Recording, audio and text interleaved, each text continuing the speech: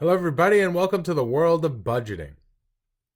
This chapter can seem overwhelming because there's a lot of numbers and calculations, but budgeting really is about just doing what you're told. So if you can read the assumptions in a given problem and just apply those assumptions, budgeting is relatively easy.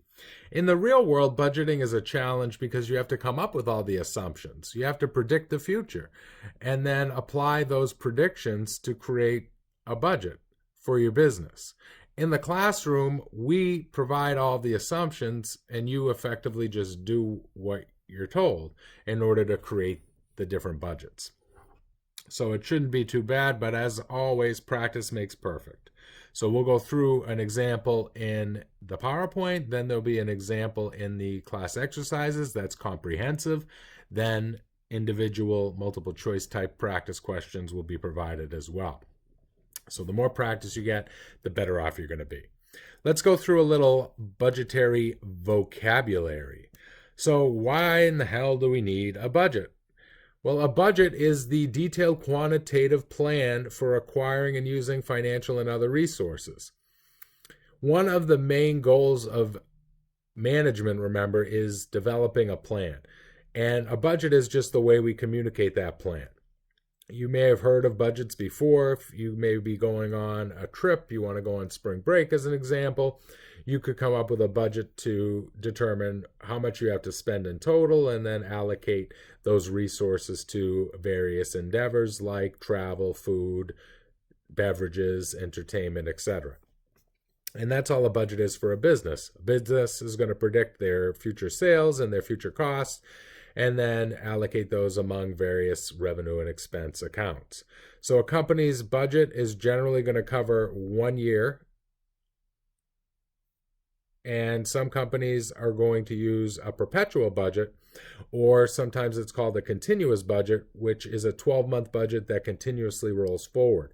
The biggest benefit of the perpetual or continual budget is that it forces you to constantly be looking out for the next 12 months. And in addition, the best time to predict next, say, December would be right after you go through the current December, right? So you can see, like, if your sales fluctuate monthly, maybe due to the seasonality of it. If you're a retail business, you might have to deal with things like the seasonality of sales surrounding holidays. So the best time to predict the following December would be after you go through the current December. Likewise, the best time to predict the following January would be after you go through the current January. And that's exactly what happens with a perpetual budget. You're always looking out 12 months into the future. So an operating budget, as we mentioned, is generally for a 1-year period corresponding with the company's fiscal year. So if it's a calendar year, it's January 1 to December 31.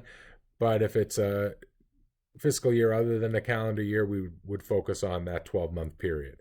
The continuous budget would constantly move forward 1 month. 1 month goes by, we budget for that same month 12 months ahead. So we're constantly adding a month on to our budget. As one expires, a new month comes on. Budgets are used for two key purposes, which are two key components of what a management or manager does, and that's planning and control. The planning is developing the budget. Control is comparing the actual results to the budgetary numbers to see if we're doing what we should be doing. If we're doing a good job, we want to exploit that and continue to do a good job. If we're doing something poorly, we need to investigate why we're not able to achieve our budgetary numbers and make corrections as needed. What are the benefits of the budget process? Well, the main benefits is it allows us to define goals and objectives. It forces us to think about the future. We have a finite number of resources to use, so it allows us to, or forces us to, allocate those resources. It can uncover things that might slow us down, which are known as bottlenecks, so we can improve upon them and eliminate them. It helps us coordinate all the various activities involved in our business. And most importantly, it's our method to communicate plans to the various employees that we have working for us. We could tell our employees we want them to do a good job. We want them to sell as much as possible. We want them to make profits for the business. We want them to efficiently use the resources that the business has. But what does that really mean? And a budget is effectively the way we can communicate what a good job really means to our employees. From a control standpoint, the budgets hopefully will improve the efficiency and effectiveness of operations. If employees know that they have a goal to achieve, they'll be more motivated to try to reach that goal, as opposed to just some arbitrary do your best work type of statement. We need to have some goal so we can measure what our best work should look like. And then it needs to be tied into evaluating and rewarding employees. For example, if you had a budget and you told the employees that whether they meet the budget or not, nothing's going to happen, employees are just going to ignore it. There needs to be some type of evaluation tied into the meeting the budget, where employees get rewarded for either meeting or doing better than the budgetary estimates. It's no different than in this class. If I told you just do a good job and you get an A, and I don't define what a good job is, you're not going to really know what a good job entails. Likewise, if I tell you, oh, you need to get 90 to get an A, well, then you know what's needed to be done in order to achieve that goal. If I tell you that despite whatever grade you earn, I'm just going to randomly assign grades, some of you may like that because you're a gambler and you're willing to take the risk, and maybe you'll get an A with doing no work, maybe you won't. But for the vast majority of people, it wouldn't motivate them to do any work, because the amount of work you put in would not be reflecting the grade that comes out on the other side. So you really need to tie in the budgetary process with the way we evaluate and reward our employees for it to be effective. Companies usually create budgets by relying on some combination of top-down budgeting or self-imposed budgeting. Self-imposed budgeting, commonly called participative budgeting, is when a budget is prepared with full cooperation from all levels of management. The biggest benefit when you have that lower level management involved is, number one, they're the ones in the trenches. They know what's going on. They're going to have better information. Number two, if they come up with the budgetary numbers, they can't complain to anybody that the budgets are unrealistic. They had a role in preparing them. So there's accountability there that'll help lower level management buy in. The biggest risk, though, we'll talk about in a minute when you have lower level management involved. The advantages first are that it shows respect for the opinions of lower level management. The budget estimates prepared by the frontline managers are going to be more accurate because they're in the know. They know what's going on in the business. Motivation is generally higher because they have been participating in developing the goals, so they buy into them. And then it empowers them to take ownership because they can't say the budget's unrealistic if they created it. The biggest issue, though, which I was alluding to earlier, is budgetary slack.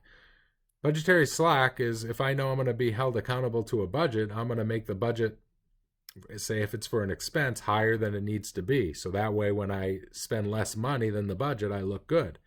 That's no different than in this class if I said, you decide what a passing grade is. And when we're face to face, I'd ask this, and usually students would, some people would say 70 because, they're goody two-shoes and go with the C- threshold that Paul College has. But the vast majority of students, when they raise their hand, they say like 20. They want 20% to be passing. So that's budgetary slack. It means it's so easy to achieve that it's really not achieving any goals. It's not motivating people to do anything. So we want to make sure that the lower level management is involved in the budgetary process, but upper level management looks out for this budgetary slack, because otherwise the budget process will be flawed and pretty useless. We're going to learn how to create a master budget, which starts with a sales budget. The sales budget is the driving force for all of our other budgets. It determines how many units we need to produce.